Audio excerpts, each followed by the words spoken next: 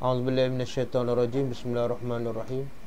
Alhamdulillahirabbil alamin, nahmaduhu wa nasta'inu wa nastaghfiruh. Wa na'udzu billahi min syururi anfusina wa min sayyiati a'malina. May yahdihillahu fala mudilla lahu wa may yudlil fala hadiya lahu. Asyhadu an la ilaha illallah wahdahu la syarika lahu wa asyhadu anna Muhammadan abduhu wa rasuluh. Subhanaka la ilma lana illa ma 'allamtana innaka antal alimul hakim. Allahumma 'allimna ma yanfa'una wanfa'na bima 'allamtana wa zidna ilma. Allahumma ati anfusana taqwaha wa zakkiha anta khairu man zakkaha anta walijuha wa maulaha. Rabbi yassir wa la tu'assir, Rabbi tammi bil khair, amma ba'du. Okey, a'udzubillahi minasyaitonir rajim.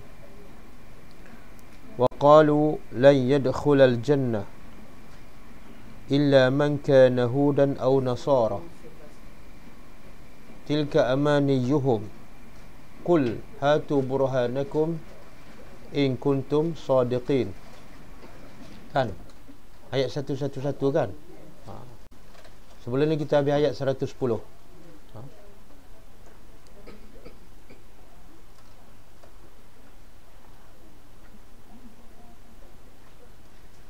Sebelumnya Allah nak menceritakan bagaimana kita nak menghadapi orang-orang Yahudi dan Nasara yang mendakwa Allah itu mempunyai anak.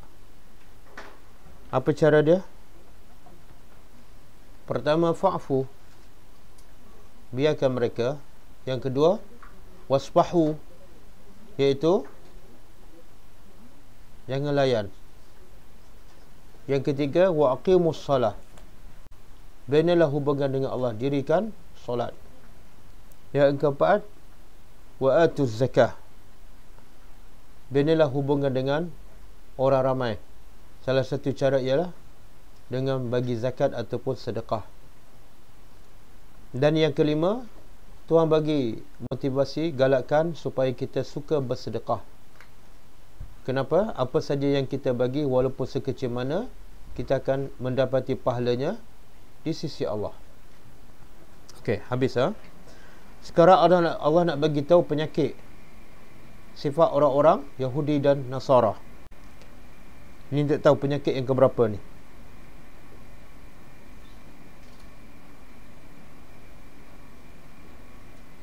Okey, waqalu, cuba kita terjemah ayat 111.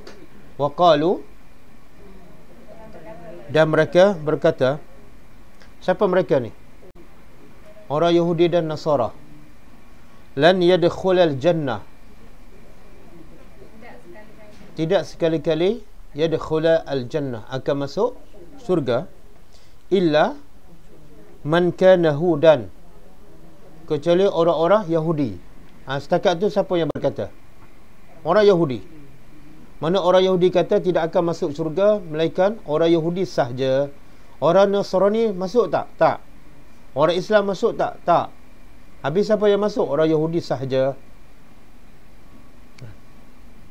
Betul ke tak betul? Ha? Ada yang betul, ada tak betul? Yang betul apa dah? Dia kata, orang Yahudi kata orang Nasrani tak masuk syurga. Itu betul. Yang tak betul apa dah? Dia kata orang Islam tak akan masuk syurga. Boleh? Au Nasara, tidak akan masuk syurga melainkan orang yang Nasara, orang Nasrani. Itu siapa pula berkata? Orang Nasrani. Betul ke tak betul? Ha? Ada betul, ada tak betul?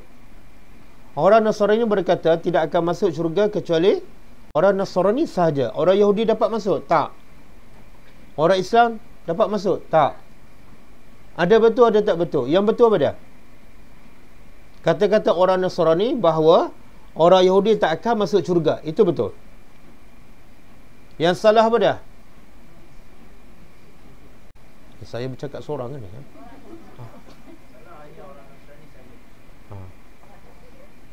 Yang salah ialah bila dia kata orang Islam tak akan dapat masuk syurga. Itu salah. Boleh? Maka Tuhan tempelak mereka. Tuhan kata apa? Itu penyakit itu. Penyakit apa tu? Syok sendiri, perasan. Kan? Mana orang Yahudi dan Nasara, ahli kitab, yakin tak ada hari akhirat. Dia beriman kepada hari akhirat. Bahkan mereka beriman tak adanya syurga neraka. Ya, mereka beriman. Tapi ada faedah tak iman mereka tu? Ada faedah? Ha? Tak ada faedah. Itu menunjukkan kalau setakat beriman saja tapi tak beramal, tak mematuhi perintah Allah, sia-sia. Orang Yahudi pun percaya pada rukun iman. Percaya pada hari akhirat, percaya pada Allah, percaya pada malaikat. Dia percaya, tapi dia tak ikut perintah Allah. Itu dia panggil iman apa tu? Iman juga. Sebab iman makna percaya. Dia cukup yakin ada hari akhirat. Itu makna iman. Tapi iman yang tidak memberi faedah. Ulama menggelarkan itu adalah iman iblis. Iman iblis. Iblis beriman tak Allah tu ada? Ya. Iblis beriman tak Allah tu Tuhan dia? Beriman tak? Ya. Apa bukti? Apa bukti iblis beriman Allah tu adalah Tuhan dia? Iblis tak sembah patung, tak mensyirikkan Allah, dan dia mengaku dia percaya Allah adalah Tuhannya. Apa bukti? Bila iblis berdoa, apa ayat dia? Ha? Dia sebut Rabbi, Tuhanku. Mana dia tahu Tuhan, yakin Tuhan adalah pencipta dia. Tuhan adalah pemilik dia. Dia beriman. Kemudian iblis percaya tak adanya hari akhirat? Percaya tak? Percaya. Apa dalil? Apa dalil? Apa yang dia minta kepada Allah? Panjang umur sampai hari kiamat. Mana dia percaya ada hari kiamat? Iblis percaya tak ada syurga, ada neraka? Ia percaya. Tapi ada faedah tak iman iblis tu? Ada faedah? Satu sen pun tak ada faedah. Itu dia panggil iman iblis. Sama lah kalau kita tanya orang Melayu yang tak solat. Tanyalah dia, siapa Tuhan kamu? Dia akan jawab apa? Allah. Siapa pencipta kamu? Allah. Siapa bagi rezeki? Allah. Siapa yang akan matikan kamu? Allah. Ada tak hari akhirat? Ya, ada. Ada tak syurga neraka? Ada. Tapi salat ke tak? Tak. Itu iman iblis. Iman iblis. Tutup aurat ke? Tak. Iman iblis.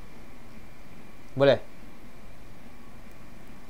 Jadi yang banyak ni iman sebenar-benar iman ke iman iblis? Yang paling ramai iman iblis. Tapi kalau kita sebut istilah tu, orang marah tak? Marah tapi betul. Kan? Betul. Okey. Jadi penyakit Tuhan nak bagi tahu, penyakit Yahudi dan Nasara apa dia? Dia perasan bahawa dia adalah ahli syurga. Satu penyakit dia. Penyakit kedua apa dia? Tuhan kata apa? Qul tilka amaniyuhum. Itulah amani. Amani apa dia? Angan-angan. Amani ni jamaah plural. Kalau satu umniyatun, cita-cita, angan-angan. Tuhan kata apa? Yang mereka mendakwa mereka saja akan masuk syurga, itu hanyalah angan-angan. Apa makna angan-angan? Apa makna angan-angan?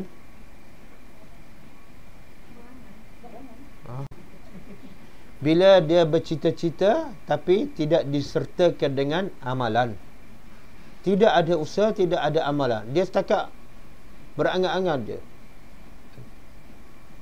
Dia duduk kat rumah tapi cita-cita dia apa dah? Nak jadi jutawan. Dah berapa lama dah? Dah setahun dah. Itu dah panggil apa? Angan-angan. Angan-angan. Yang istilah Melayu apa? Angan-angan mak jenin kan. Apa yang mak jenin buat?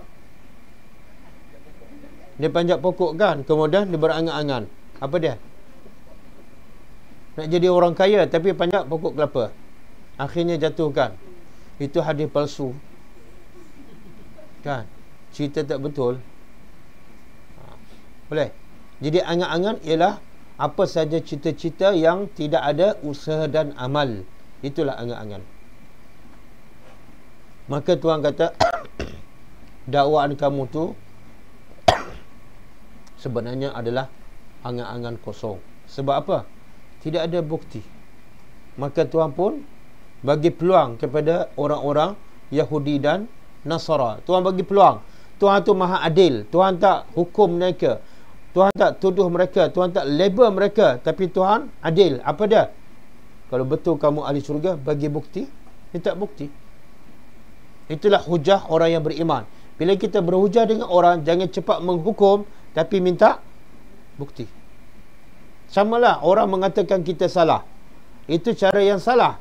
Kalau dia kata kita salah, jangan menghukum, tapi bagi bukti. Di mana salah kita? Boleh. Tuhan kata, "Qul hatu burhanakum." Wahai Muhammad, cakaplah pada orang Yahudi yang mendakwa dia saja masuk syurga, dan kepada orang Nasrani yang mendakwa mereka saja masuk syurga, cakap apa? Hatu burhanakum. Bagilah bukti kamu. Bukti apa? Kalau kamu ahli syurga, bagilah bukti. Apa amalan kamu? Kan? Takkan duduk rumah, engkau perintah Allah, boleh jadi ahli syurga. Macam orang dakwa kan. Saya pelajar Ustaz Mu'in. Kita pun tanya, apa bukti? Saya memang pelajar dia lah. Apa bukti? Saya tak perlu buktikan. Saya memang pelajar dia. Kita boleh terima tak dakwaan tu? Tak boleh.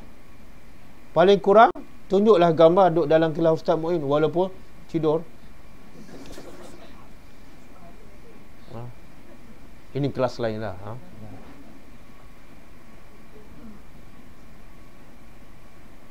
In kuntum sadiqin, kalau kamu adalah orang yang benar, maka bagi bukti. Subhanallah. Dalam ayat ini Tuhan nak beritahu Tuhan tu adil. Tuhan bagi peluang pada musuh dia supaya buktikan dakwah mereka. Subhanallah. Betapa adilnya Allah. Tapi betapa zalimnya manusia. Bila dia tak setuju dengan kita, dia hukum, dia tuduh. Kan? Hari ni apa ni? Yang tak suka tahlil ni, dia tuduh kan? Bagilah bukti. Kalau kamu kata yang kamu buat tu betul, bagilah bukti, bagi dalil. Kan? Kalau tak ada dalil, jangan tuduh saya. Saya dah sebut sebelum ni kan. Sapu muka. Nabi bila bangun pagi, Nabi sapu muka. Saya cakap, kewajipan kita beda. Kewajipan kita bila dengar tu. Saya kata, bila Nabi bangun tidur, yang pertama Nabi buat, Nabi sapu muka. Kewajipan kita yang mendengar pada? Apa bukti? Jangan ikut lagi, jangan ikut. Apa bukti Ustaz? Hadis sahih riwayat Muslim, Iza istayqaza Rasulullah fajalasa wa yamsahu athara an-naum ala wajhi biyadihi. Hadis sahih riwayat Muslim. Bila Nabi bangun pagi, Nabi sapu muka, sapu kesan tidur di mukanya dengan tangannya sekali. Hadis sahih riwayat Muslim. Dah saya bagi bukti, ada alasan nak tolak? Tak. Kemudian saya pun bagi tahu, sapu muka selepas salam tidak ada dalil. Sapu muka lepas salam tidak ada dalil. Jangan tuduh saya Wahabi, jangan tuduh. Minta bukti. Minta bukti. Ustaz cakap tak ada dalil. Ada dalil ke tak? Ustaz cakap Nabi tak sapu muka lepas salam kan? Ada dalil ke? Saya pun jawab, sebab tak ada dalil lah. Sebab tak ada dalil yang mengatakan Nabi sapu lah, saya mengatakan Nabi tak sapu. Faham? Saya pun tanya awak pula. Awak ni orang lain lah. Awak sapu muka kan? Kenapa awak sapu muka? Kenapa awak sapu muka? Sekarang kewajipan kita ikut ustaz ke, ikut orang ramai ke, ikut Nabi? Ikut Nabi. Sebab syarat amalan diterima dua je. Nanti kita akan belajar. Syarat amalan diterima dua saja. Pertama ikhlas, yang kedua ittiba'us sunnah. Kalau dah ikhlas tapi tak ikut sunnah, tak dapat pahala. Ataupun dia ikut sunnah tapi tak ikhlas, riak, pun tak dapat pahala. Okey, Kalau kamu kata sapu muka lepas salam itu adalah sunnah Nabi, bagi dalil. Bagi dalil. Siapa boleh bagi dalil hadis yang sahih? Semua sapu muka kan? Bagi dalil. Jangan tuduh saya Wahabi, bagi dalil. Apa dia? Mana tak ada dalil tu? Adakah belajar daripada kecil itu sebagai dalil bahawa perbuatan itu betul? Tak. Habis. Tuhan nak ajar kita, bagi bukti. Jangan tuduh. Jangan tuduh. Bila orang pergi level kedua, iaitu suka menuduh, suka menghukum, mana orang tu tidak ada hujah. Dia muflis, bankrupt hujah. Boleh? Ustaz, bagaimana jika orang tu berkata sesuatu perbuatan itu kan harus kecuali ada larangan daripada Rasulullah. Rasulullah nampak atau tak haram. Maknanya kita boleh buat dalam diri tu. Rasulullah nampak. Tak ada hadis larangan lah. Contoh macam mungkin benda lain lah. Saya ambil contoh je. Sapu muka tu tak ada hadis melarang sapu. Jadi dia kata sapu benda tu harus benda yang tak, soalnya Nabi sapu ke tak? Tuhan kata qul in kuntum tuhibbunallah fattabi'uni. Katalah jika kamu cinta pada Allah fattabi'uni, ikut aku. Itu fi'il amar, perintah. Wajib ikut. Apa makna ikut? Ikut ni ialah bukan buat apa yang Nabi buat saja. Ikut juga ialah tinggal apa yang Nabi tinggal. Itu juga ikut. Bila Nabi buat, kita buat. Bila Nabi tak buat, kita tak buat. Itulah ikut. Okey, Nabi buat ke tak? Tak. Tak ada dalil yang sahih. Jadi kalau kita kata, bila Nabi tengok, walaupun Nabi tak buat, Nabi tengok sahabat buat, maka Nabi tak engkar, maka itu sunnah. Bila Nabi tengok sahabat sapu muka? Tak ada. Bahkan sahabat ni, dia tak akan buat yang berbeza dengan Rasulullah. Dia tak akan buat. Dia akan usahakan supaya perbuatan mereka mesti sama. Nabi cium Hajar Aswad, sahabat cium Hajar Aswad. Sahabat tak cium badan Nabi. Kalau ikut Hajar Aswad dengan badan Nabi, mana lebih mulia? Kalau ikut akalnya, cium badan Nabi ke cium Hajar Aswad? Ikut akal kan? Tapi sahabat cium Hajar Aswad ke cium Nabi? Hajar Aswad. Hajar. Ini bukan Hajar Aswad. Oh, susah. Siti Hajar. Dan ini Siti Hajar bukan isteri Ibrahim.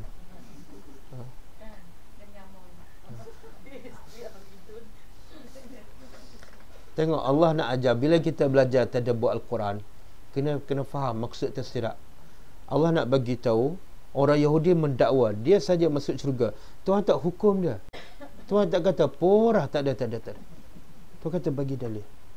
Mana dalil yang kamu ahli syurga? Tuhan nak ajar kita.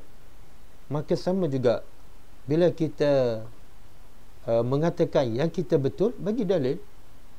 Orang kata yang kita buat tak betul, dia ada dalil.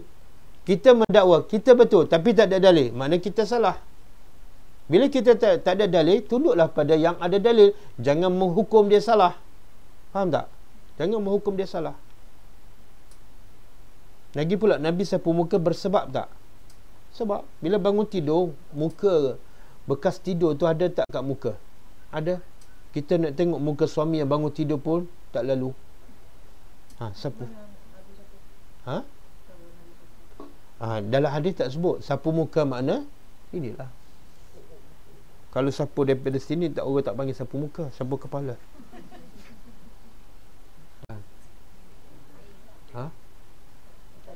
Tenyeh mata itu bukan sapu.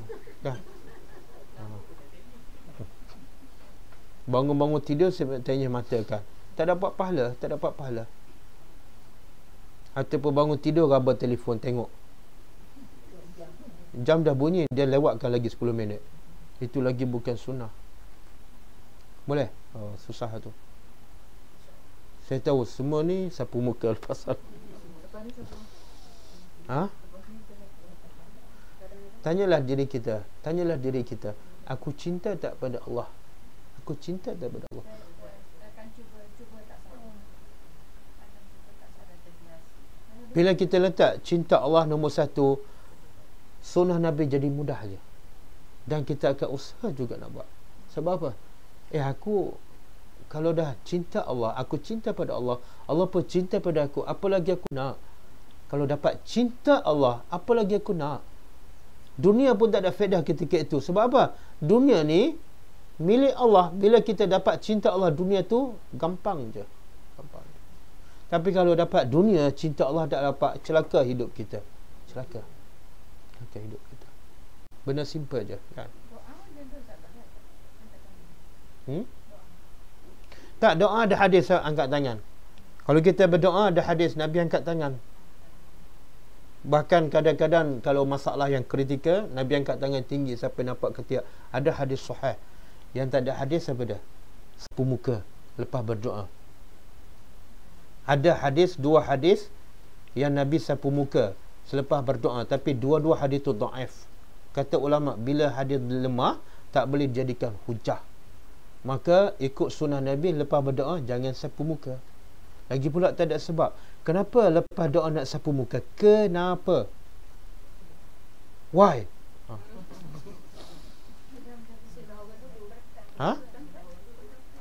Tengok. Kadang-kadang kita buat ibadat, kita letak Nabi kan? Tak letak Nabi. Tak apalah, tak apa. Yang lepas-lepas tak apa. Tapi bila kita belajar, wajib kita letak Allah dan Rasul kat depan. Sebab akhirnya wa ilaihi turja'un. Kita balik pada Allah. Balik pada Allah, bukan balik pada orang dulu, bukan balik pada ustaz, bukan balik pada ulama. Akhirnya wa ilaihi turja'un. Kepada Allah lah kamu dikembalikan. Sebab selama ni yang kita buat pun kita yakin benda tu betul sebab kita dapat pada ustaz juga kan. Tak apa, semoga kita dimaafkan. Sebab ustaz yang sampaikan, ustaz tu yang salah. Sebab tu ustaz nak sampaikan, dia kena check dulu hadis tu sahih ke tak, betul ke tak sunnah Nabi. Sepatutnya itu amanah ilmu. Saya tak berani cakap kalau benda tu dhaif. Saya tak berani. Bila saya kata hadis tu dhaif dan saya kata Nabi buat, saya berdusta pada Rasulullah. Man kazaba alayya muta'ammidan falyatabawwa maq'adahu minan nar. Siapa yang sengaja berdusta pada Rasulullah, dia sediakan tempatnya dalam neraka, bukan main-main. Sebab tu saya nak kata, siapa yang mengatakan sapu muka lepas salam itu adalah sunnah Nabi, dia pendusta kepada Rasulullah. Nabi tak pernah sapu. Tak ada hadis sahih. Kamu nak sapu, itu masalah kamu, tapi jangan dakwa itu sunnah Nabi. Jangan. Tidur dengan solat, mana lebih penting? Solat kan? Kalaulah tidur, selepas tidur ada hadis sahih Nabi sapu muka, takkanlah solat yang lebih penting tak ada hadis sahih yang Nabi sapu muka. Faham tak? Solat lagi penting, tiang agama. Kalaulah sapu muka lepas solat penting, pasti ada hadis sahih. Tapi tak ada, makna Nabi tak buat. Tidur tak penting sangat, tapi ada hadis sahih Nabi buat. Itulah iman. Itulah iman. Iman tak boleh ukur dari segi akal. Iman ialah tengok hadis sahih, terima. Sebagaimana kata Imam Syafi'i, kalau pendapat aku bercanggah dengan hadis sahih, buat apa? Buang. Campak. Siapalah aku kalau dibanding dengan kata-kata Rasulullah. Dia pilihan Allah, dia Rasul Allah, kekasih Allah. Siapa aku? Aku menjadi mulia sebab ikut Rasulullah. Kan? Itulah belajar. Sebab tu bila kita belajar, kena buka minda, kena lapang hati. Jangan fanatik pada satu pendapat pegangan yang lama, yang kita pun tak tahu ada dalil ke tak. Jangan. Kalau kita belajar setakat nak tahu, tak ada makna. Itu dia panggil ilmu la yanfa'. Ilmu yang tidak memberi manfaat. Kita pun selalu baca, kita digalakkan baca doa pada Allahumma inni a'udzubika min ilmin la yanfa'. Ya Allah, aku berlindung dengan engkau daripada ilmu yang tidak bermanfaat. Apa ilmu yang tidak bermanfaat? Ilmu yang tidak diamalkan. Dah belajar dah tahu dah sunnah Nabi, dah tahu hadis sahih, tapi buat juga macam orang ramai. Itu makna ilmu yang kita belajar tidak memberi faedah. Mana kita buang masa dalam majlis ilmu, berbulan-bulan, bertahun-tahun, ilmu tu tak memberi faedah kepada kita. Nak buat apa, jangan fikir apa orang kata, jangan fikir apa orang labelkan kita. Tak, fikir apa, aku cinta tak Allah. Kalau cinta Allah, pedulikan apa kata orang. Boleh. Lagi pula, sapu muka lepas solat, sapu muka dengan tak sapu, mana lebih mudah? Tengok agama. Agama mudah, kenapa kita cari penyakit? Lepas berdoa, sapu muka dengan tak sapu, mana lebih mudah? Tak sapu. Yalah, kita dah 50 tahun sapu muka kan. Nak biasakan memang susah. Tak apalah. Letakkan cinta Allah nombor 1. Tiap hari kita fikirkan cinta Allah nombor 1. Maka kita akan usaha juga untuk amalkan sunnah Nabi. Walaupun benda tu kecil je. Jangan fikir benda tu kecil. Tengok Umar. Apa Umar kata pada Hajarul Aswad? Besar sangat ke cium Hajarul Aswad ni? Besar sangat ke? Kecil je. Dan tak ada faedah kan? Tapi oleh kerana Nabi cium, aku cium. Itulah cinta. Aku dah terbiasa sapu muka kan. Rasa kalau tak sapu, rasa tak sedap je. Tapi demi cinta pada Allah, aku akan lawan nafsu, aku akan. Boleh? Tuh. Tak. Bila Nabi bangun tidur, Nabi sapu muka. Kemudian lepas tu barulah Nabi baca doa. Bukan masa sapu. Sapu dulu. Jangan pula dah sapu baca doa khusus untuk sapu. Kan? Ya Allah, aku sapu muka ni, hilangkanlah jerawat-jerawat kan. Tak payah. Jangan tambah lagi ya. Okey. Boleh tak?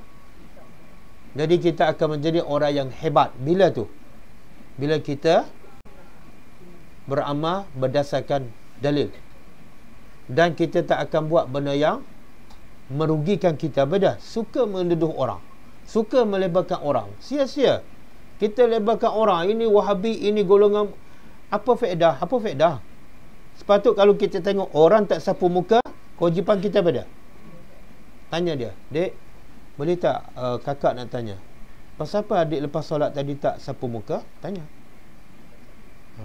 Adik jawab, saya baru belajar. Kak, saya baru belajar. Rupa-rupa tak ada hadis sahih yang Nabi sapu muka. Dan Allah kata kalau kamu cinta Allah, ikut Nabi. Saya nak ikut Nabi. Salah ke? Dia pula tanya kita, Kak sapu muka kan? Ada dalil tak? Kak sapu muka ni ikut siapa? Kita nak jawab apa? Sekejap saya nak telefon ustaz saya kan? Boleh? Boleh Jadi lepas doa pun sama. Lepas doa, angkat tangan. Habis doa, tangan nak letak kat mana? Lepas doa, tangan nak letak kat mana? Nak sapu tak boleh. Ikut sukalah, gaya bebas nak buat macam ni ke? Gaya bebas. Tak ada, dia tak sebut. Mana gaya bebas lah. Nak letak ke? Sudah doa nak garu ke? Kita kalau kita minta sesuatu daripada suami kita, bang minta duit, lepas tu kita sapu muka tak? Lepas dia bagi. Tak kan? Kalau kita sapu muka, suami kata apa? Pelik kan? Tak ada sebab. Kenapa nak sapu muka? Tak ada sebab. Angkat tangan, ada sebab tak? Ya, ini gaya orang meminta. Ya Allah, bagilah. Ini gaya orang meminta. Tapi sapu muka, apa sebab? Tanda makbul. Itu syok sendiri. Kan? Boleh?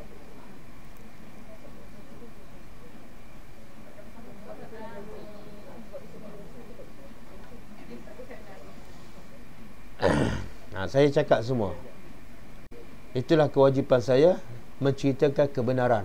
Bukan menceritakan apa yang pelajar suka. Bukan menceritakan apa yang sama dengan orang ramai. Tak. Saya mengajar Masjid Kubu Gajah, saya pun cakap. Saya kata semua jemaah depan saya ni, lepas salat sapu muka kan? Saya nak bagi tahu benda ni bukan sunnah. Yang sunnah ialah bangun tidur, sapu muka. Tengok. Yang sunnah pula ramai orang tak buat. Betul tak? Ramai orang tak buat pula. Tak tahu. Okey.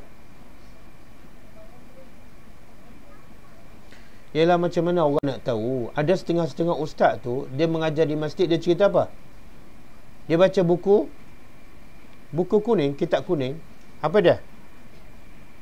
Kata ulama, tak boleh sapu rumah waktu malam. Bila sapu rumah waktu malam, sempit rezeki. Ha?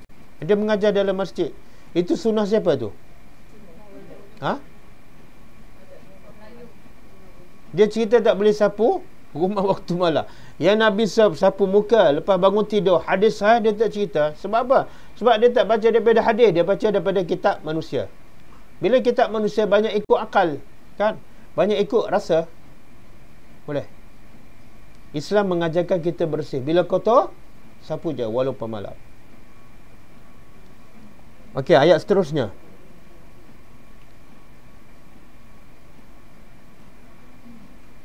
Okey, sekarang timbul persoalan. Orang Yahudi kata dia akan masuk syurga. Orang Nasrani dia kata dia akan masuk syurga sahaja. Orang Islam tak dapat masuk. Tuhan kata, itu angan-angan kamu. Bagilah bukti. Kamu tak ada buktikan, maka kamu berdusta. Timbul persoalan. Habis siapa yang layak masuk syurga? Siapa yang layak masuk syurga? Jawapannya ayat seterusnya. Ayat 112. Bala. Bahkan man aslama. Man aslama, siapa yang aslama apa dah? Berserah diri. Wajhahu, berserah wajhahu. Wajahnya. Apa maksud wajah di sini? Kata Syekh Shalih Utsaimin, wajhahu ialah niat dan kehendaknya. Niat dan kehendaknya dia serah. Serah kepada siapa? Lillah. Apa maksud di sini?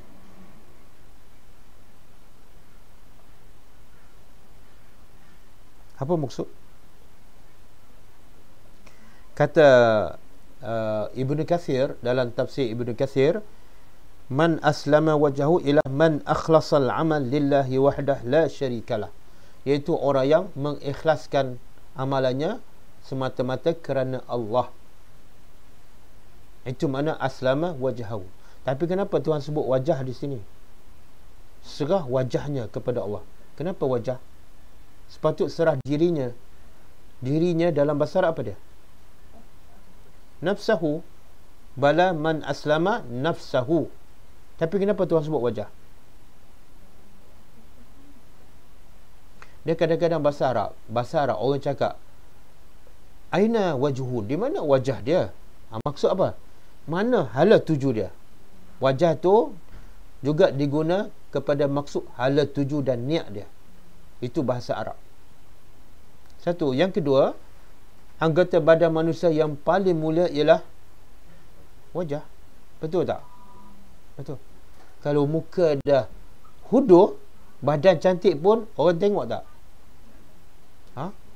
Badan putih melepak, tapi muka hitam melegam. Nak tak jadi calon menantu? Kaya ni, kaya. CEO dalam satu syarikat yang besar. Tapi badan dia pun cantik, putih melepak, tapi muka hitam melegam. Nak tak jadi calon menantu? Tak jawab dah, saya tahu dah. Tak nak kan? Tapi kalau muka putih, badan hitam, okey lagi. Okey. Gaji besar pula, lagi okey. Betul tak? Kulit dia licin je. Kulit badan licin, tak ada penyakit, tak ada apa. Tiba-tiba kat muka ni ada jerawat penuh. Nak tak jadi menantu? Jerawat pula besar-besar tu, kan?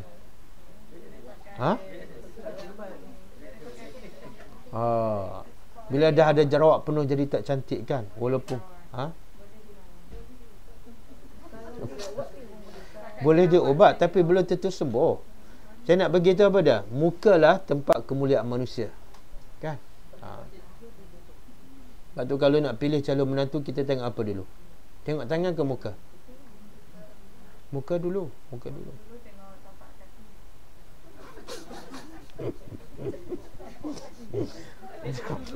Ini mazhab mana? Ini terkeluar daripada 4 mazhab ni.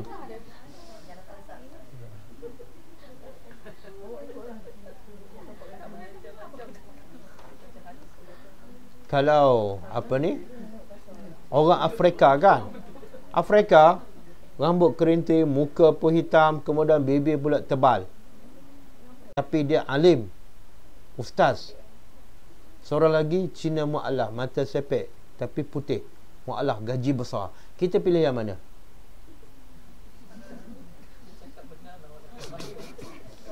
Kita pilih yang mana?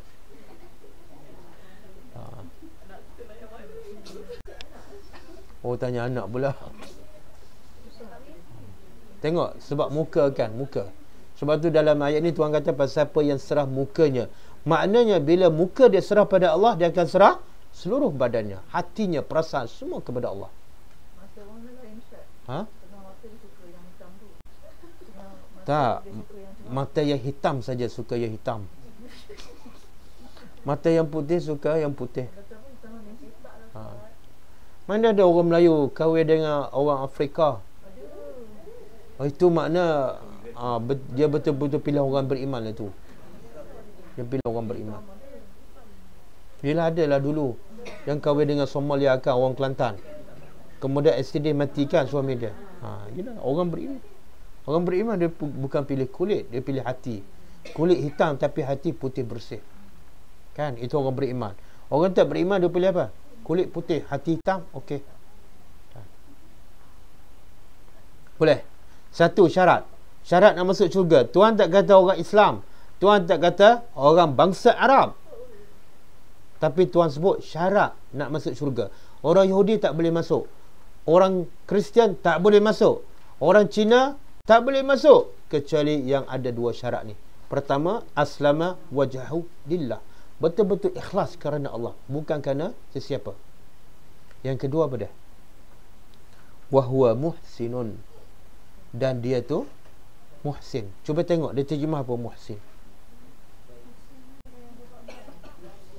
Orang berbuat baik. Macam mana kita nak faham? Satu ikhlas, satu berbuat baik. Apa maksud berbuat baik? Dia buat baik pada beramal dan berbuat baik pada hablum minan. Maksudnya berbuat baik pada dia baik tak cukup. Dia kena berbuat beramal. Okey, saya nak bagi. Okey, itu definisi kak kan. Dia ada ikhlas kerana Allah, tapi dia buat baik tak sama dengan cara Nabi. Boleh tak?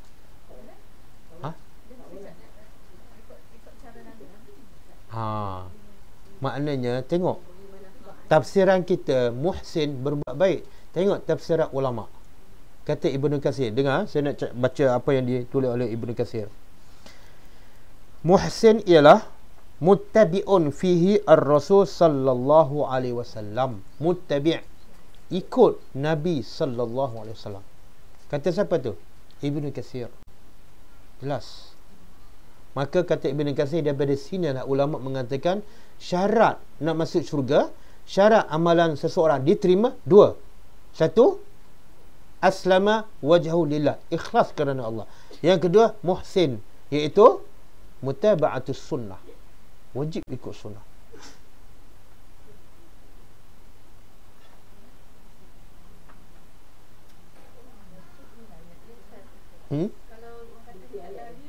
Bukti ayat. Okey. Dengar kata Ibnu Katsir. Dia kata fa inna lil amal al mutaqabbal syartaini. Setelah kata Ibnu Katsir, muhsin ialah muttabi'un fi ar-rasul sallallahu alaihi wasallam. Ikut Rasul sallallahu alaihi wasallam. Maka kata Ibnu Katsir, maka sesungguhnya bagi amalan yang diterima itu syartaini, ada dua syarat. Ahaduhuma, salah satu, an yakuna khalisan lillahi wahdah, iaitu ikhlas semata-mata kerana Allah. Wal akhar, dan syarat yang lain, yang kedua, an yakuna sawaban muwafiqan lisyariah, mesti tepat dan selari dengan syariat Islam. Berdasarkan apa? Berdasarkan qala Rasulullah sallallahu alaihi wasallam, hadis sahih riwayat Muslim, man amila amalan laisa alaihi amruna fahuwa raddun. Man amila amalan, siapa yang melakukan amalan laisa alaihi amruna, yang tak sama dengan amalan kami, fahuwa raddun, dia tertolak. Bila tertolak, dia boleh masuk syurga tak? Tak boleh. Maka di sini ulama mengatakan muhsin ialah syarat kedua, mesti ikut sunnah Nabi. Boleh?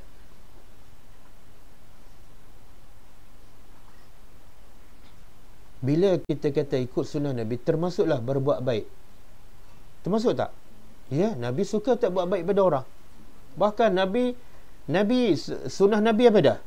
Bila orang datang meminta, Nabi bagi. Orang Ansar dalam hadis yang sahih, orang Ansar datang meminta kepada Rasulullah. Minta apa ni? Minta duit, minta makanan. Nabi bagi. Bila diberi, mereka datang lagi minta. Nabi bagi lagi. Dan mereka datang lagi minta. Nabi bagi lagi. Sampai bila ni? Hatta nafida minhu. Sampai habis yang Nabi miliki. Itu sunnah Nabi. Buat baik pada orang. Kita bagi. Tapi sampai habis ke? Sampai tak habis. Ha? Banyak untuk kita. Duit ada 100, bagi berapa? 10. Ha? Habis Rasulullah tak pakai.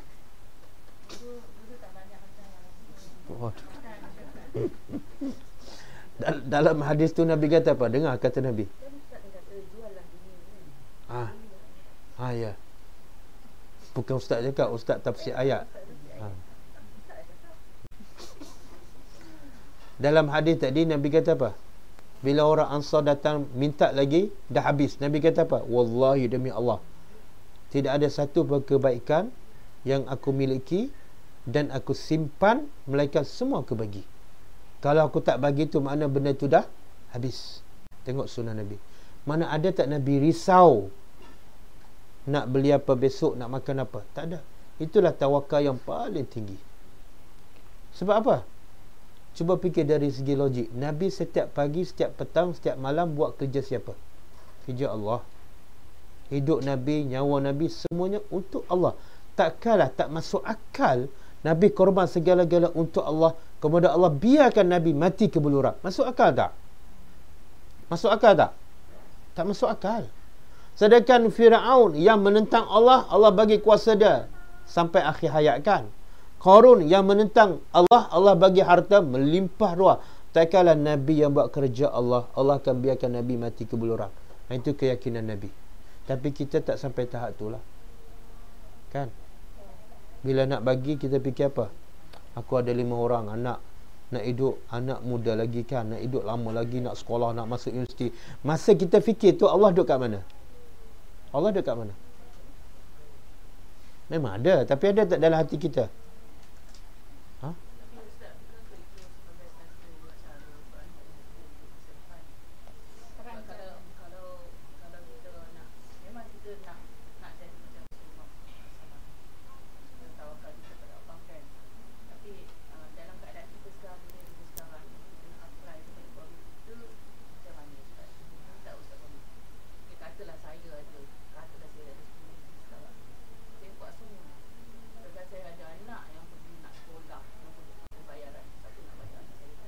Macam mana? Itu memang kita nak buat cara buat kan. Tapi macam Ustaz kata lah, memang kita tak sampai kan. Macam mana tu?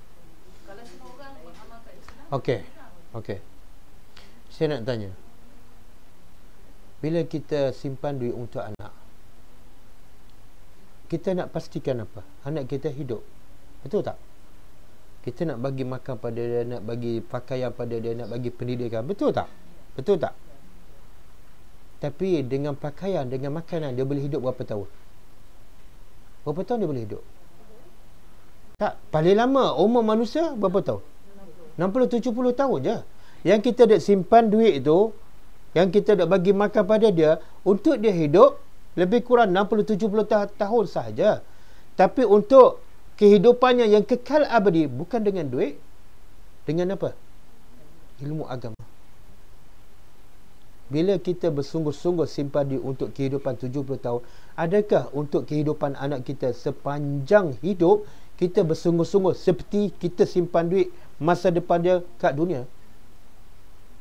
Adakah sama? Oh, tak faham. Saya nak ambil satu contoh lah supaya kita lebih faham. Kisah dalam surah Al-Kahfi. Kan anak bapa tu yang nak mati kan, dia tinggal anak yatim kan. anak tu yatim, makna belum balik. Maka bila dia nak mati, dia fikir tak masa depan anak dia. Dia pun simpan duit dalam tanah. Sepatutnya disimpan kat mana? Bank tak ada masa tu. Dia bagi kat orang kampung. Tapi kenapa tak bagi kat orang kampung? Sebab orang kampung semuanya jahat, semua tak boleh dipercayai. Tapi dia yakin pada Allah, dia simpan kat situ kan. Kemudian dia bina dinding sebagai tanda di bawah tu ada harta. Tapi ditakdirkan Allah, sebelum anak dia balik, dinding tu nak robohkan. Bila nak roboh, orang akan nampak harta tu, habislah. Tapi Allah nak selamatkan anak yatim, Allah nak selamatkan harta ni. Caranya apa dia? Allah hantar Khidir daripada negeri yang jauh, entah datang daripada mana, datang naik kapal, salah satu tujuan nak betulkan tembok tu. Kenapa? Nak jaga harta. Kenapa? Nak jaga anak yatim. Kenapa? Bapak dia. Tengok, pengajaran paling besar pada, kalau betul kita nak jaga anak kita, pastikan mak bapak tu dulu menjadi orang yang beriman. Sekarang yang berlaku realiti, banyak orang simpan duit, banyak orang simpan untuk masa depan anak dia dari segi fizikal sahaja. Sebab itulah bila dengan duit banyak, anak tak ada agama, hancur tak hidup anak? Hancur. Berapa ramai yang hancur hidupnya sebelum dia membesar lagi kan? Sekolah rendah, sekolah menengah, dah merokok, dah ambil dadah. Adakah sebab tak cukup duit? Tak. Duit banyak. Kadang-kadang anak orang kaya sebab silat simpan. Dia simpan duit je tapi tak bagi agama. Nampak? Dan Rasulullah ada anak tak? Ada harta tak? Ada harta tak? Ada tapi dia bagi terus. Nabi cakap apa tadi? Tak ada benda yang aku simpan, melainkan aku bagikan. Tapi anak-anak Rasulullah sihat walafiat tak? Subhanallah, jadi ahli syurga tak? Makna apa tu? Nak jadi ahli syurga bukan dengan harta, tapi dengan ilmu dan amal. Ilmu dan amal. Ya. Fatimah kan ahli syurga. Tuhan kata apa? Nabi sebut apa dalam hadis? 4 wanita terbaik di dunia. Siapa dia? Pertama Asyah, yang kedua Maryam, yang ketiga Khadijah, yang keempat Fatimah. Tengok Fatimah dengan Nabi didik, tak simpan duit apa-apa, tapi akhirnya menjadi wanita terbaik. Dengan sebab apa? Sebab didikan bapa dia yang tak ada harta. Memang susah kita nak sampai tak ada, tapi kita kena faham. Berapa ramai yang tak yakin dengan rezeki Allah, masa depan anak, maka dia bekerja keras simpan duit untuk anak, tapi dia tak ada masa nak bagi didikan agama. Dia telah menghancurkan hidup anaknya. Anaknya solat lambat, dia tak kisah. Yang penting aku simpan duit untuk anak, untuk masa depan anak, untuk belajar universiti. Anak dia tak baca Quran, dia tak kisah. Dia sedang menghancurkan anaknya. Okey.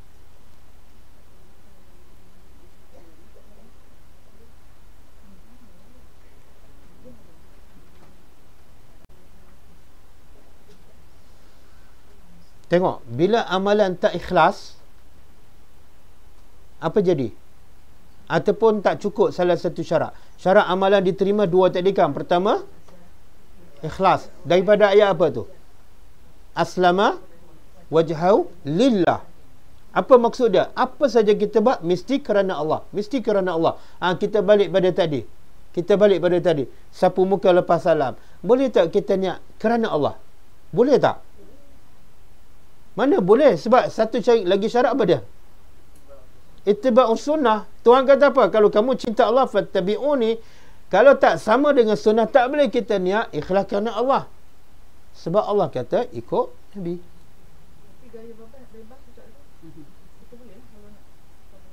Yalah, kita tak tahu. Nabi tak sapu muka. Lepas tu Nabi buat apa? Kita tak tahu kan? Okeylah, boleh buat. Yang penting jangan kita lepas salam, kita buat lepas salam kan, kita pun letak kepala. Kita kali lepas salam, itu jadi bid'ah. Tapi kalau sekali kita lepas salam letak kat sini, sekali lagi letak kat sini, sekali lagi letak kat sini, Gaya bebas, tukar-tukar, tak apa. Jangan tetap dengan satu amalan. Dan yang lebih senangnya, kita masa tahiyat kan, tangan duduk kat paha kan, tak payah buat apa-apa. Boleh? Ya. Lagi mudah. Kan, ni dah angkat pula. Apa dia?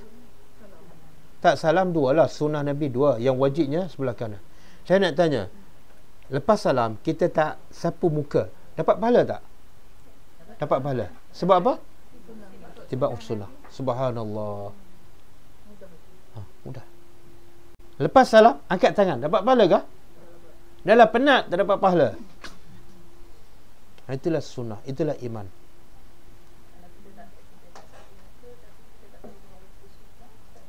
Apa dia?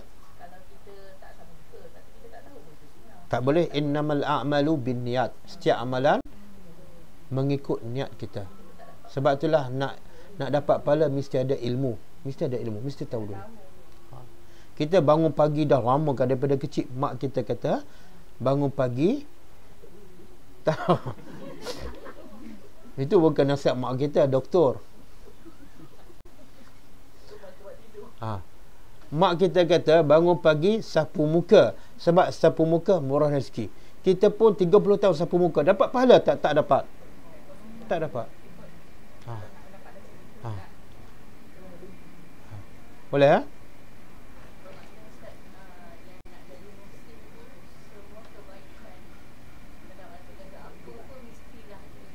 Mesti. Ya.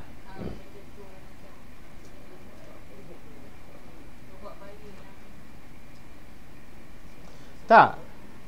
Kalau kita fikir dari segi logik kan. Yang kes Nabi ni bukankah orang yang terbaik? Kan? Ada tak orang yang lebih baik pada Nabi? Tak ada kan? Okey. Dari segi logiknya, kalau kita nak jadi orang baik tapi tak ikut orang yang terbaik, boleh jadi baik tak? Tak mungkin. Tak masuk akal. Kalau kita tak ikut Nabi, kita ikut siapa? Saya nak tanya, kita ikut siapa? Ikut siapa? Ustaz. Ustaz tu maksum ke? Yang kita nampak zahir mungkin baik kan di belakang, kita tak tahu. Jadi kalau ustaz tu banyak kelemahan, kita pula ikut, jadi baik tak kita? Tak. Mustahil. Sebab tu yang tiga orang pergi cek tengok ibadat Nabi kan. Dia pakai akal. Aku nak solat dan tak nak tidur. Cantik tak solat tak tidur? Cantik. Yang tak cantik, tidur tak solat.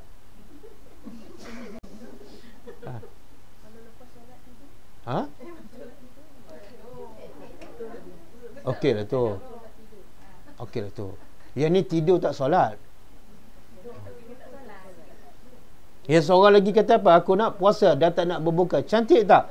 Cantiklah daripada makan je. Tak puasa.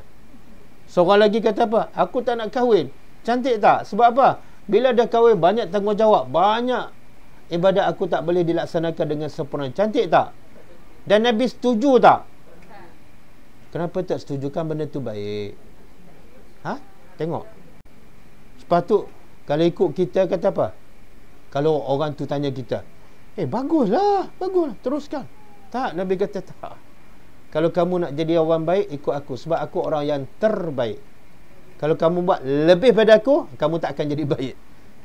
Sebab tak ada siapa boleh lebih pada aku. Nak baik, ikut aku. Aku kat atas, jangan aku kat bawah. Faham tak? Boleh?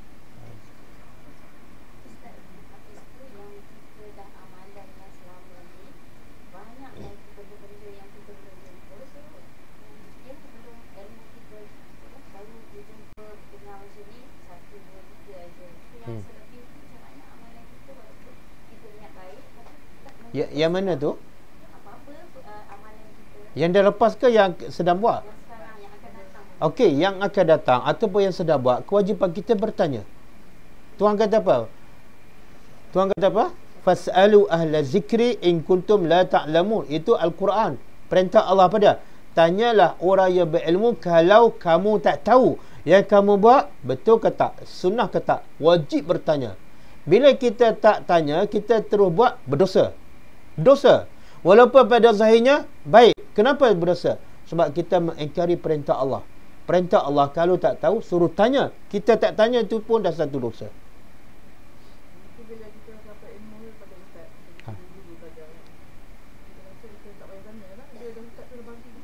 Kalau ustaz dah bagi tahu, dah ada dalil, nak tanya apa lagi? Kalau tanya makna tak percaya pada ustaz, jangan belajar dengan ustaz tu.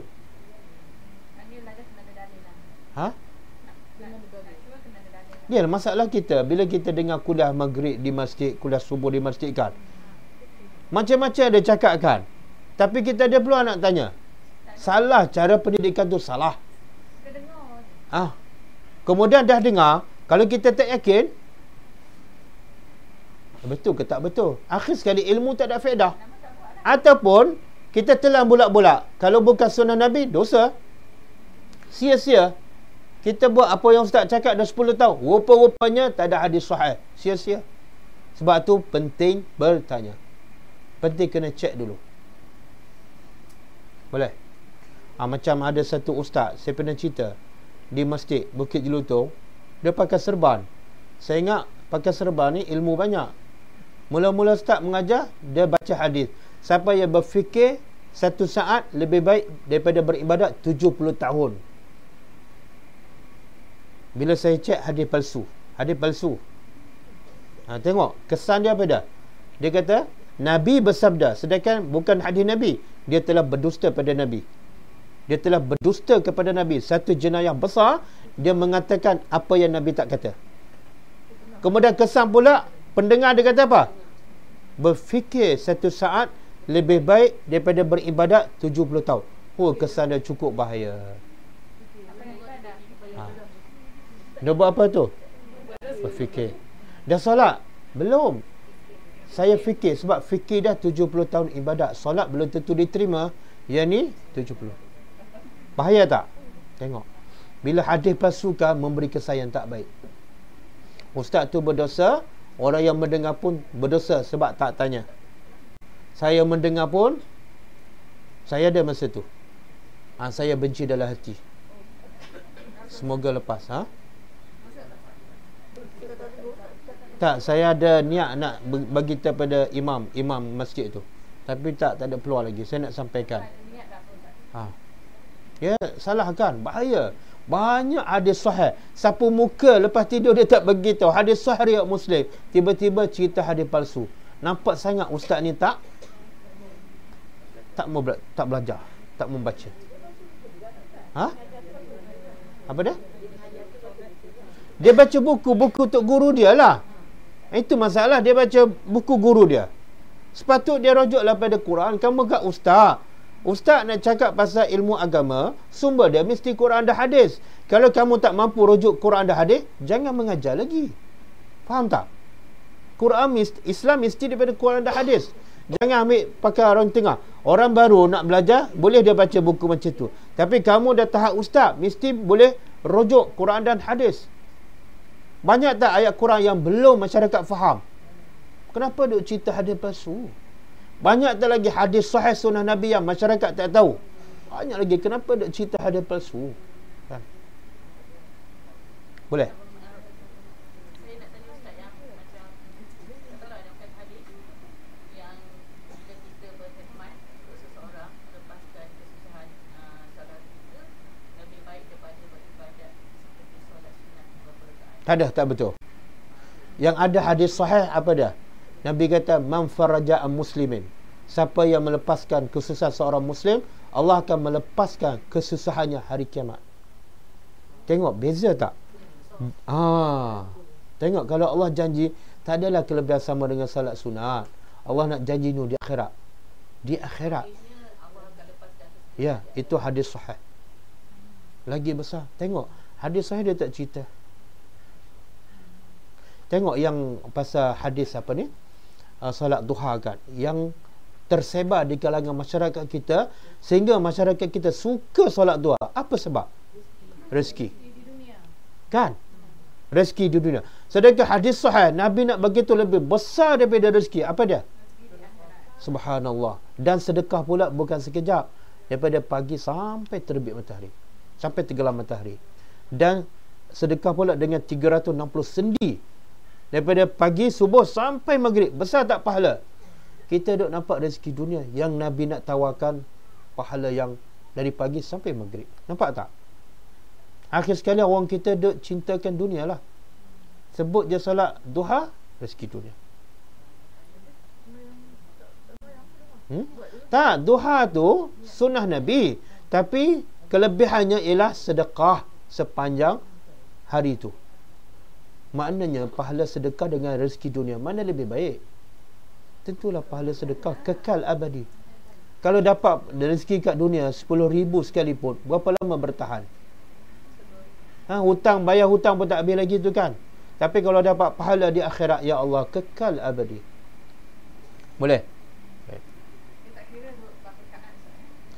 Dia kalau 2 rakaat dengan 10 rakaat, 10 rakaat lebih baiklah. Apa dia? Ya. Yalah, kalau ikut ikhlas, 2 rakaat yang ikhlas daripada 10 rakaat tak ikhlas, baik 2. Ustaz macam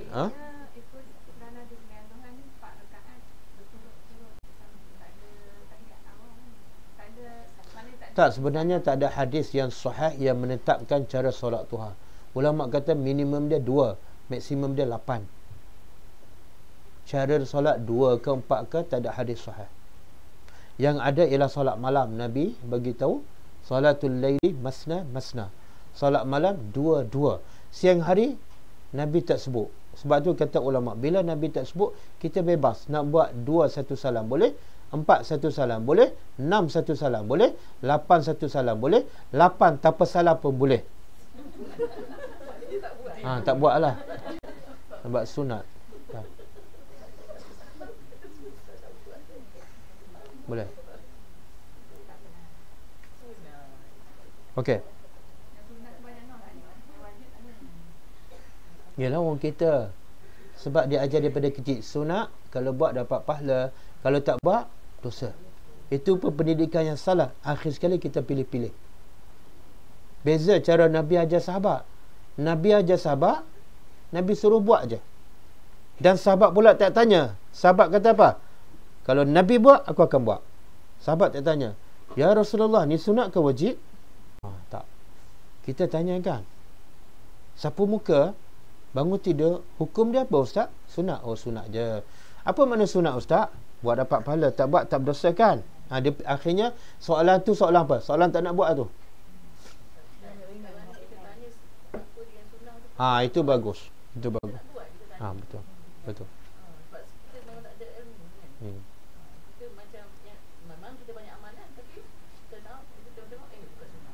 Betul. Betul. Itulah tanda cinta. Fattabi'uni, ikut aku tu bukan makna sunat saja. Apa saja Nabi buat, setakat yang mampu kita ikut je. Okey, habis Tengok Tuhan bagi balasan. Siapa yang ikhlas, aslama wajhahu lillah. Yang kedua, mutaba'atus sunnah wa huwa muhsin. Kalau orang tanya kita, macam mana awak boleh tafsir muhsin tu ikut sunnah? Macam mana nak jawab?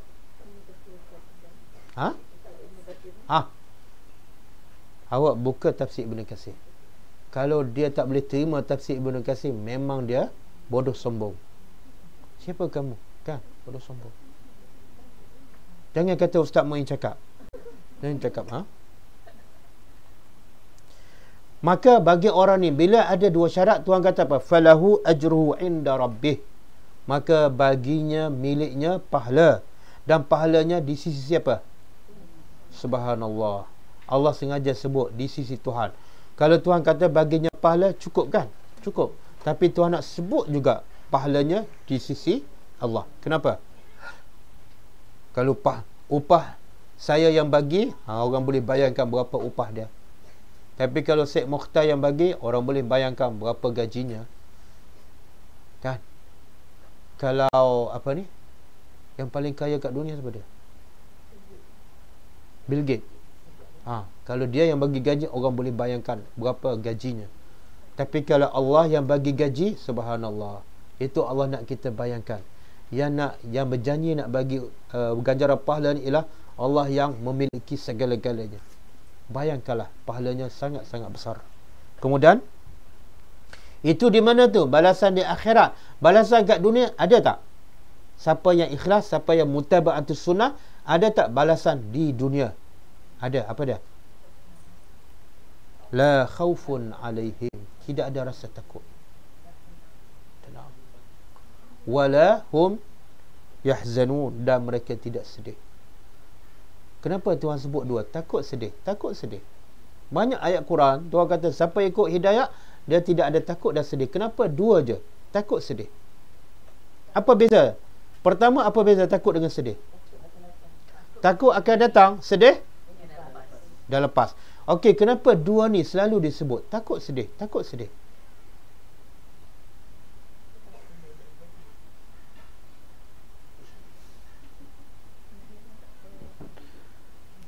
Okey.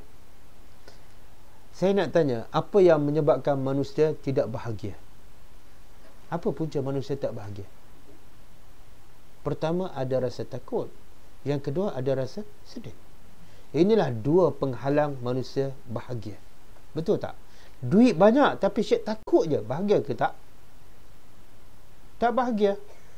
Duit banyak, kaya, anak semua berjaya, tapi asyik sedih je. Bahagia tak? Tak. Tapi duit banyak, anak tak ada, isteri tak ada, takut pun tak, sedih pun tak. Bahagia ke tak? Bahagia ke tak? Bahagia. Ashabul Kahfi ada rumah tak? Ada anak tak? Ada isteri tak? Bahagia tak dia? Bahagia ke tak? Dia takut ke tak? Dia sedih ke tak? Tak, sebab tu dia boleh tidur kan? Itulah bahagia. Jadi siapa nak bahagia, pergilah duduk dalam gua.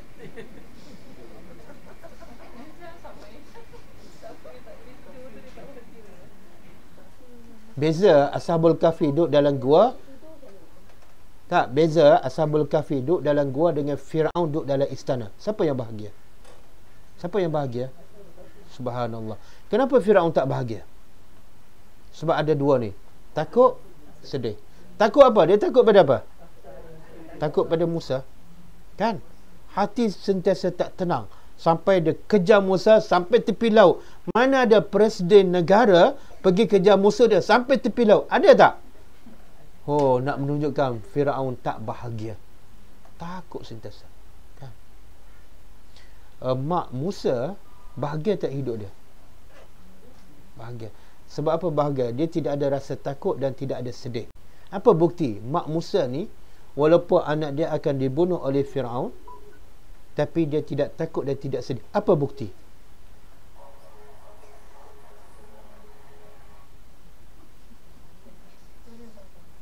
Tak apa, yang penting tidak takut dan tidak sedih.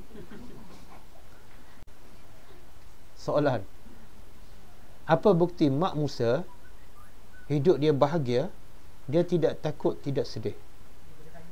Dia boleh hanyutkan Musa dalam sungai. Kita kalau letak anak bukan dalam sungai, tepi sungai, tenang tak? Tepi sungai bukan dalam, bahagia ke tak? Kenapa kita tak bahagia? Kenapa kita risau? Kenapa? Kita tak ikhlas kerana Allah, dan kita tak mutaba'atus sunnah. Kita tak yakin pada Allah. Kan? Kita tak yakin pada Allah. Mak Musa bukan tak tepi sungai, dalam sungai. Dan dia tahu sungai tu akan berjumpa dengan istana Firaun. Tapi tenang tak dia? Tenang. Sebab Allah kata apa? La takhafi, jangan takut. Aku Tuhan. Boleh? Kita suami balik lambat, bahagia tak? Suami balik pukul 1, bahagia ke tak? Tak bahagia. Kenapa? Kenapa risau? Takut suami kita pergi ke golok kan? Kenapa takut? Kalau dia pergi golok, dia nak kahwin secara halal, kenapa takut? Sepatut kita apa? Doa, ya Allah, bagilah suami aku bila naik sampan ke golok nanti selamat. Oh, payah tu. Payah. Boleh. Boleh. Jadi kita nak tahu kita betul-betul ikhlas kepada Allah bila beribadat. Dan yang kedua, betul-betul mutaba'atus sunnah. Tengoklah kehidupan kita. Ada tak rasa takut? Ada tak rasa sedih? Kalau masih ada, belum ada something wrong. Sama ada tak ikhlas ataupun banyak amalan kita bercanggah dengan sunnah. Percayalah. Kan? Bila bapak kita mati, kita pun buat tahlil. Sebab apa? Takut orang kata kita tak akan bahagia. Percayalah, kita tak akan bahagia. Dan amalan kita pun tak ke mana. Sebab apa? Buat takut orang kata. Boleh? Okey. Ha?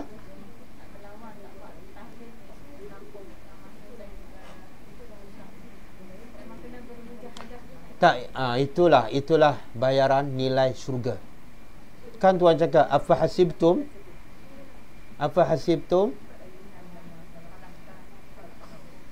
Tak, saya nak baca ayat lain. Afa hasibtum an tadkhul jannah walamma ya'tikum mathalul ladzina khalu min qablikum massatuhumul ba'sa'u wadh-dharra'u wazulzilu. Adakah kamu sangka kamu boleh masuk syurga dengan mudah, sedangkan belum datang pada kamu sebagaimana datang pada orang terdahulu? Apa dia? Mereka dahulu ditimpa apa dia? Al-ba'sa, kemiskinan, ad-dharra, kesakitan, wazulzilu, dan digoncang, ditekan, dimaki, barulah mereka dapat masuk syurga. Adakah kita senang dengan pergi solat, pergi kelas balik, pergi masjid balik, bulan puasa habis Ramadan macam tu je, orang pun puji kita? Adakah kita ingat kita mudah masuk syurga macam tu? Tak, jangan. Nak buat sunnah Nabi pun kita takut orang kata. Jangan mimpilah nak masuk syurga. Kan? Dan sebenarnya saya nak beritahu, masyarakat kita ni, dia manusia. Bila manusia dia masih ada akal. Bila kita buat dan kita bagi hujah, dia boleh terima, insya-Allah. Kalau tak boleh terima, mana itu masalah dia, hati dia dah berkarat. Tapi ada sebahagian, macam saya cakap ni, banyak saya cakap, saya tahu banyak yang melawan arus, banyak yang ramai orang tak suka, tapi akhirnya boleh terima tak? Slow je jawab, boleh.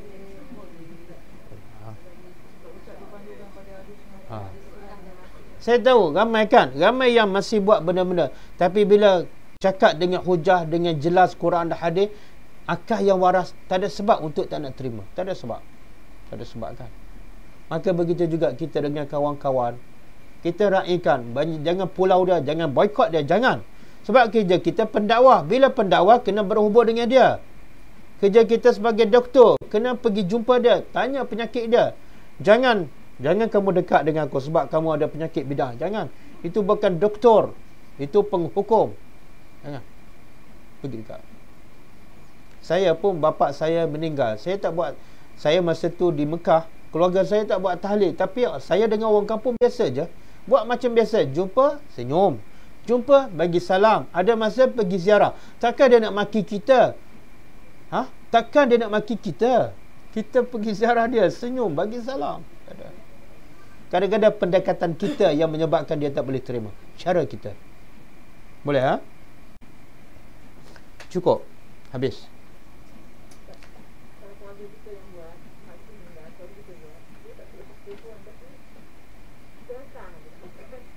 Tak, datang tengok niat apa. Kata ulama', kalau kita datang dengan niat untuk menjalinkan hubungan silaturahim, dengan niat tak nak berlaku perpecahan, dan dengan niat satu masa nanti kita akan sampaikan benda sunnah Nabi, maka pergilah, tak ada masalah.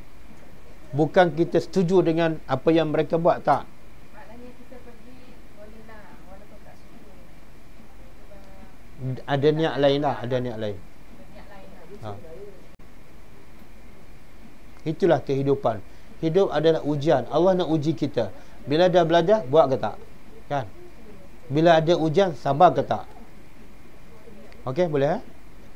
Jadi kesimpulannya, siapa yang layak masuk syurga? Tadi dakwaan ahli syurga, ahli kitab Yahudi dan Nasara, mereka kata mereka saja masuk syurga. Tuhan kata tak, itu angan-angan. Kemudian Tuhan bagi syarat. Sebenarnya yang masuk syurga siapa dia? Pertama, yang ikhlas. Yang kedua, mutaba'atus sunnah. Kemudian hasil orang yang ikhlas dan mutaba'atus sunnah di akhirat, ganjaran pahala di sisi Allah, dan di dunia la khaufun alaihim wa lahum yahzanun. Jadi nak cari ketenangan bukan dengan harta, tapi dengan ikhlas kepada Allah dan mutaba'atus sunnah. Okey, cukup. Ada soalan? Tak ada? Tak ada. Kalau tak ada, cukup. Minggu depan ada kelas tak? Tak tahu, tanya Ada. pihak pengurusan. Dulu bagi tahu minggu depan ada kelas. Minggu depan ada kelas macam biasa, insya-Allah. Okey, kita tutup dengan membaca tasbih kafarah. Subhanakallahumma wa bihamdika, asyhadu an la ilaha illa anta, astaghfiruka wa atubu ilaik. Assalamualaikum warahmatullahi wabarakatuh.